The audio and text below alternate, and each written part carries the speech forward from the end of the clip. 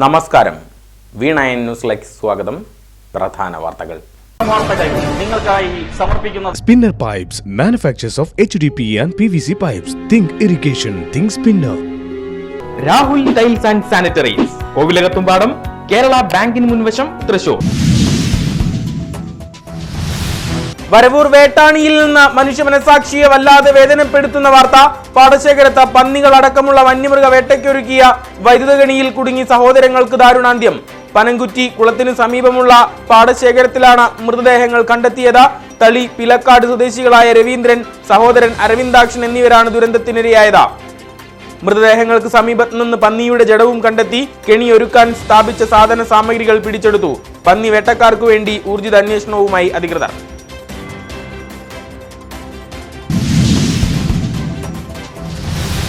സംസ്ഥാനത്ത് അർഹരായ മുഴുവൻ പേർക്കും പട്ടയം ലഭ്യമാക്കുന്നതിൽ സംസ്ഥാന സർക്കാർ ഇടപെടൽ സമാനതകളില്ലാത്തതാണെന്ന റവന്യൂ വകുപ്പ് മന്ത്രി കെ രാജൻ. വിവിധ വകുപ്പുകളുടെ ഏകോപനമാണ് നിരവധി ജനങ്ങളുടെ വലിയ സ്വപ്നം യാഥാർത്ഥ്യമാക്കുന്നതിന് വഴിവെച്ചതെന്നും മന്ത്രി. തലപ്പള്ളി, കുന്നംകുളം താലൂക്കുകളിലെ 4 നിയമസഭാ മണ്ഡലങ്ങളിലെ 402 കുടുംബങ്ങൾക്ക് പട്ടയ സന്തോഷം. മണലിത്തറ വില്ലേജിലെ 24 ഭൂരഹിത തൊഴിലാളി കുടുംബങ്ങൾക്ക് വീട് വെക്കാൻ അവകാശരേഖ.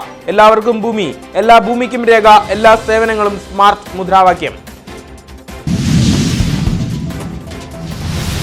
പാലക്കാട് ചേലക്കര നിയമസഭാ സീറ്റുകളിലേക്കും വയനാട് ലോക്സഭാ മണ്ഡലത്തിലേക്കും ഉപതിരഞ്ഞെടുപ്പിന്റെ ആവേശത്തിലേക്ക് മുന്നണികൾ. സ്ഥാനാർത്ഥി നിർണയം അന്തിമഘട്ടത്തിലേക്ക്. രമ്യ ഹരിദാസ് ചേലക്കരയിലും രാഹുൽ മാങ്കൂട്ടത്തിൽ പാലക്കാടും UDF സ്ഥാനാർത്ഥികളാകും. ഇടതു സ്ഥാനാർത്ഥികളെ അടുത്തയാഴ്ച പ്രഖ്യാപിച്ചേക്കും.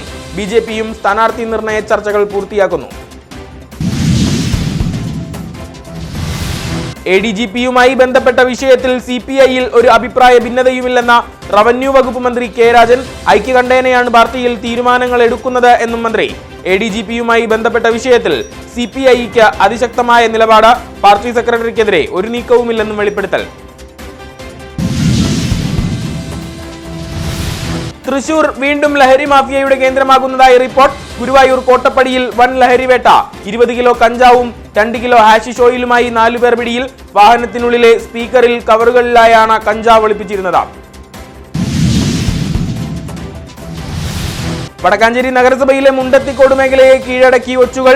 38 മുതൽ 41 വരെയുള്ള ഡിവിഷനുകളിലാണ് ഒച്ചുവാഴ്ച. ജനജീവിതം ദുരിതപൂർണം. ജലസ്രോതസ്സുകളിലും ഒച്ചുകളുടെ വിഹാരം. നിർമ്മാർജ്ജനത്തിന് നഗരസഭ ശക്തമായ നടപടി സ്വീകരിക്കണമെന്ന് നാട്ടുകാർ. ഗുരുവായൂർ ദേവസ്വത്തിന് സ്വന്തമായുള്ളത് 1 ടണ്ണിലേറെ സ്വർണം. 2000 കോടി രൂപയുടെ സ്ഥിര നിക്ഷേപം. 271 ഏക്കർ ഭൂമിയും ഗുരുവായൂരപ്പന് സ്വന്തം. റിസർവ് ബാങ്കിന്റെ സ്വർണ്ണ നിക്ഷേപ പദ്ധതിയിൽ മാത്രം 869 കിലോ സ്വർണ്ണ നിക്ഷേപം. അവണൂർ വില്ലേജിലെ അംബേദ്കർ നഗറിൽ മിച്ചഭൂമിയിൽ അനധികൃതമായി പാർക്കുന്നവർക്കെതിരെ ശക്തമായ നടപടിക്ക് സർക്കാർ. റീസർവേ 33 മുതൽ 37 വരെയും 56 മുതൽ 58 വരെയുള്ള സ്ഥലങ്ങളാണ് മിച്ചഭൂമിയായി ഏറ്റെടുത്തിരുന്നത്. പതിച്ചു നൽകിയത് ശക്തൻ ബസ് സ്റ്റാൻഡ് നിർമ്മാണത്തിന്. കുടിയൊഴിക്കപ്പെട്ട കുടുംബങ്ങളെ ഭൂമിയിൽ അനർഹർ കടന്നുകൂടിയതായി കണ്ടെത്തൽ. സംസ്ഥാനത്ത് വരും ദിവസങ്ങളിലും ശക്തമായ മഴ. കേന്ദ്ര കാലാവസ്ഥാ വകുപ്പിന്റേതാണ് മുന്നറിയിപ്പ്. വടക്കൻ ബംഗാൾ ഉൾക്കടലിൽ ബംഗ്ലാദേശിനും പശ്ചിമ ബംഗാൾ തീരത്തിനും മുകളിൽ ന്യൂനമർദ്ദം. തെക്ക് കിഴക്കേ അറബിക്കടലിൽ ചക്രവാത ചുഴി. തുടർച്ചയായി 6 ദിനം മഴയെന്ന് കാലാവസ്ഥാ വകുപ്പ്.